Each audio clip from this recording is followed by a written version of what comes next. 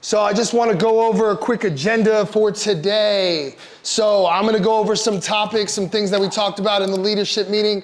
I'm going to go over that. Brinson has some things he wants to talk to y'all about field training. Seth's got some stuff to talk about in training, and then some more training. We have Brian Ayler. Brian Ayler's going to come by. He's going to be talking about appraisals.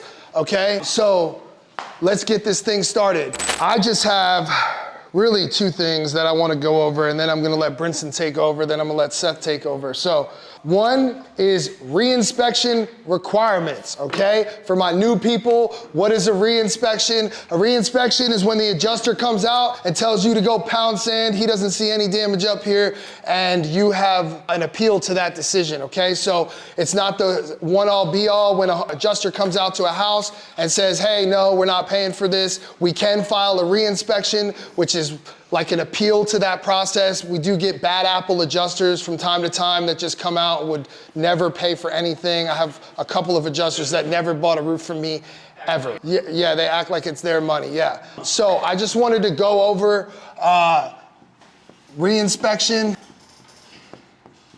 requirements, okay?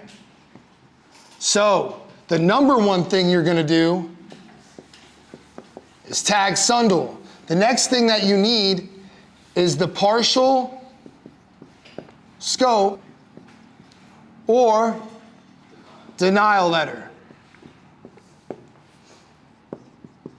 Ask questions. Does someone not know what a partial scope or a denial letter is? Awesome, I'm glad you asked. A partial scope is where they're only gonna pay for a repair or a portion of the property. Maybe it's just one slope or something like that, and you're like, yo, dude, all those slopes are damaged, and you missed this, missed that, right? So a partial scope needs to be uploaded, or a denial letter. A denial letter is literally a letter telling them they're denying coverage and the reason as to why they're denying it, okay? We need that piece of information, and all of this stuff is going in Acculinks, okay?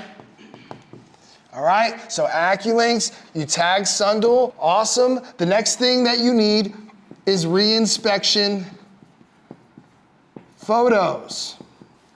Let me elaborate what reinspection photos are. They are not like your normal photos, which means you can't just go up and just take pictures of shit, upload 300 or 400 pictures to Acculinks and tag Sundle and say, hey, we need a reinspection. No, not gonna work, okay? Here's how you do a reinspection. You guys do it just like the adjusters, which means you go front slope. Front, a lot of times I'll do it right inside the adjuster's little square if he had one, right? I'm gonna draw a 10 foot by 10 foot box, okay?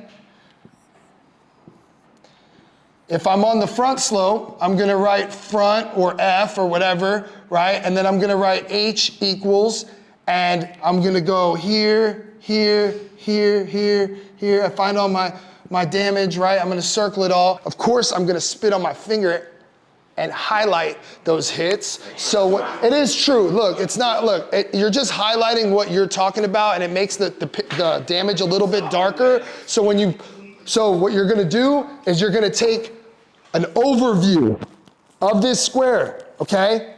Now you have this whole picture, okay? And it'll say H equals 8 plus, that's what it should say, okay? Then you're gonna go at each one of these pictures and take a close-up, okay? So, close-up of the hail, close-up of the hail, close-up of the hail. And you're gonna do this for all 4 slopes. I heard a question. Do you want us to put wind, W equals 0? Or if there's wind, there's no wind equals 0, or do you not put it at all? If there is wind, okay, then yes, you're gonna see the creases in the shingle, and you're gonna go here and you'd write 1, okay? Now, it's very hard to get an insurance to pay for damage based off of wind, unless the shingle's too brittle and it's unrepairable. Also, another thing that I do to try to show my expertise is that if I see something that's blistering or mechanical damage, I will do this. Let's see, just a deteriorated shingle or whatever, or something like that, and I'll do this, and I'll write mechanical, right? If I see a blister, I'll write B, okay? Because I want them to know that I know what the difference is between actual hail damage, blistering, mechanical, any of that stuff. Does anybody have questions on what blistering, mechanical? Yes. Yeah, so mechanical means if someone's, like, let's say a tree is rubbing up against the roof, right? And it scratched it up, or a possum is up there and clawed the shingle, right? Like, it's not wind, it's not hail, it's something outside, an outside object did something to this roof, right? That's where I'm gonna write mechanical, okay? Solar roofs too, where people walk up on. Yes, exactly, foot traffic, yep. That's where I'm gonna write mechanical, You'll see okay? people that accidentally shot a bullet inside their house and it came through the fucking roof. Yep. So I'm gonna go through and I'm gonna circle those things and I'm gonna make sure that I highlight those as well. So when those pictures go to the adjuster, they know that a professional contractor was out here that knew what the hell he was talking about, okay? And I'm gonna do this on all 4 slopes, all right? Then I'm going to go to the collateral damage around the perimeter of the property, right? So I'm gonna go front slope, boom, hail damage. You're gonna chalk hail damage, okay? You guys have to chalk it so it's visible in the photo. Take a picture. This is just for new guys, I'm just saying this, for every hit if you have 1 hail hit on a downspout, you're good. You don't need to like chalk the whole thing. You just need to get 1 hit, cool. I moved to 1 run of gutter. All I need is 1 little bump. They're paying for that whole run. I wanna make sure I have all the damage that's screens, that's fence, that's gutters, that's siding, anything, garage doors, but make sure you guys chalk the damage, okay? Because if you send it into an adjuster and you saw the dent and you take a picture and the adjuster can't see the dent, then it's ineffective, right? So take the chalk, highlight the dent, okay? That's how you guys are gonna do this. So you guys will have this picture up close, and keep them organized, guys. I like to do all of it. I'll do the front slope, overview, next slope, overview, next slope, right? Like, and I keep it patterned so when an adjuster sees this, I may not even need to show back up. Sundal may be able to get this whole thing paid for on a phone call, which has happened a lot. But if your photos are unorganized and you aren't systemized in your approach, or you're not highlighting the damage correctly, whether that's licking your finger and touching the hit so it's a little bit darker, or chalking the hits that are on the gutters or the vents. If you guys aren't doing that and you guys are just randomly taking pictures, you guys are shooting yourself in the foot, because not only is Sundal gonna apply, but they're probably either gonna A, deny, I see you, they're gonna deny you, or B, they're gonna go, but we're gonna send someone else out. And guess what that does? What does that do? Another meeting, right? What's our most valuable asset in roofing? Time. So if I have to spend my valued time to not go right back out there when maybe Sundal could have got this done on a phone call, right? Now my hourly rate's gone down, okay? So this is how it's done. Does anybody have any questions about where I'm at so far? The one thing you're talking about licking it, another thing, especially when like this time of year, I've seen adjusters do it too, shading when you take a picture. Use your shadow. Use your shadow or something, because it makes a world of difference with the phone cameras. And when you download that, they don't always load in order, so go back through at the very end if you're trying to organize them, because you could have hits from in your right slope that are all messed up. Yeah. Do your best. Yes. I'd like to add, if there's any like bits on the roof, y'all can start doing like the times, however many, there's like 7 pipe Component count. It really helps, yeah. Yeah, so what we'll do is if I'll see a pipe jack and I go PJ times 7. I'll go around, I'll count right, then I go furnace stack times 2. I go box vents, box times 4, right? And I have all of this stuff. This is so when she gets it, she can accurately put together the estimate that we're asking for and sent to the insurance company. All right, now, can somebody grab me a contingency agreement off that stuff? All right, so also with this, okay, meaning we are now, if we are filing for a reinspection, we must have a contingency agreement in place before we go to reinspection, okay? The only thing that is a little bit subjective here is that, let's say you guys get denied, they can't find the denial letter, it's a complete denial. Just put your reason as to why you don't have this particular thing, okay? But that's if you want to get it pushed through. But guys, I'm telling y'all, like, to fight this the best way, we got to know their rhyme and reason as to why they're denying it, because it can shoot us in the foot if we just don't know their rhyme and reason, and then we're trying to get things paid for and we're shooting in the dark, okay? Having this, no, you do not need a deposit to file for reinspection. all right? But you do need a contingency agreement. Where's the contingency agreement? So here's the thing, is that filing for a reinspection doesn't require a deposit, and here's why. It's because if they get denied again, okay, I'm not keeping their $500. There's pointless for me to keep this, okay? This brings up a great segue to what you were talking about. A contingency agreement means, listen, contingent upon us getting all of this paid for, okay, we are the contractors that are doing the work, okay? Which means we're gonna come out here, we're gonna use our resources, our expertise to get this paid for you, and when we do that, we do it for the insurance proceeds, okay?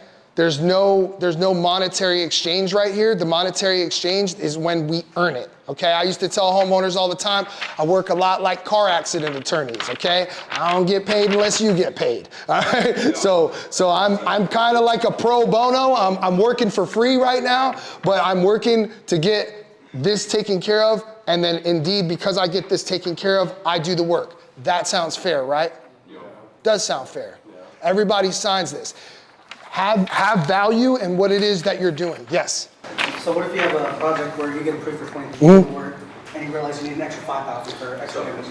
Great question. So that would be handled in a supplement process. So meaning if they paid for everything and it's just not priced correctly, Sundal, she'll get it all paid for. And what if it's vice versa? You're like 2,000 over. $2,000 over. Say the project. I'm never over.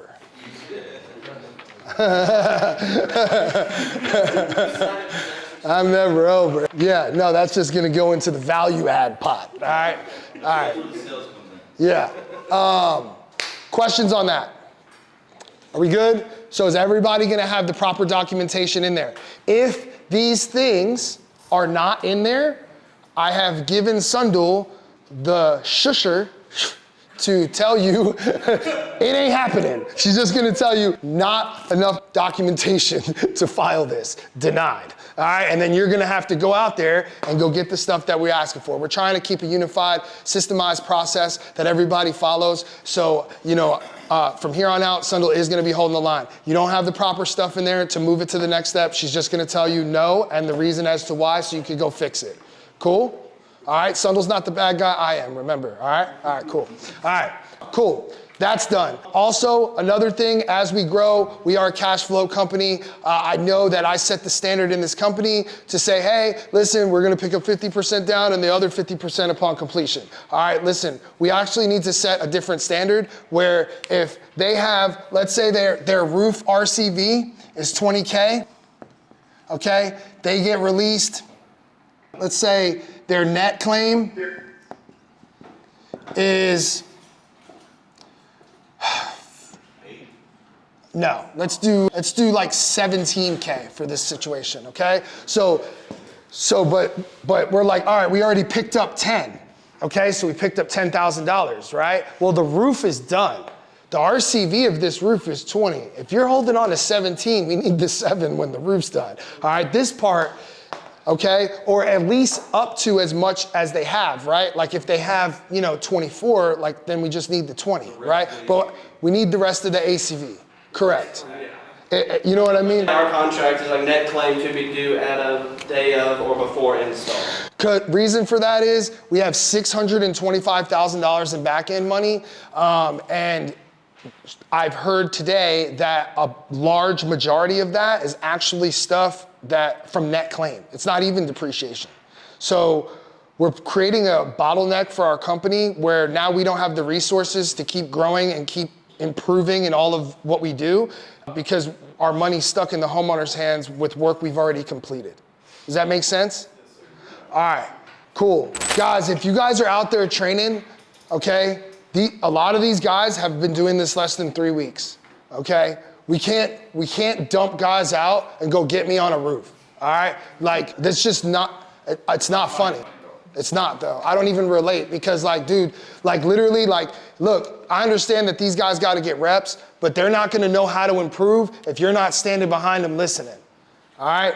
And trust me, it's really hard for me to keep my mouth shut while people are talking, especially when I feel like I could do it better. But you just gotta let it go, okay? Let the whole process go. Don't try to save them or anything. Listen to them, all right? And also, it's a way of how you guys lead these people, man. Don't be like, man, that shit was trash, dude. You didn't pay attention to training. You know what I mean? Like, dude, like, hey, bro, like, this is what you did that was really good, man. Hey, these are some things that I would have improved on in this situation, right? Because, guys, as men, this is hard, bro. Your ego gets hit, dude. You're not gonna, men and women.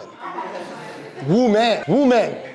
I included you, I just didn't say woo. So, guys, especially my guys that have been here a while, like, let's set the example, okay? Because they're leaning on you. There's nothing more rewarding, like Brinson said, man, than watching somebody make $20,000 in a month, bro, and they never made $20,000 before. You know what I mean? Like, I know some people are like, oh man, what's in it for me? That's in it for you. Change somebody's life, right? Like, you get what you give, guys. Like, you give somebody something and you teach them how to fish, man. Dude, watching their life blossom because of what this industry can provide is more than money. All right, cool.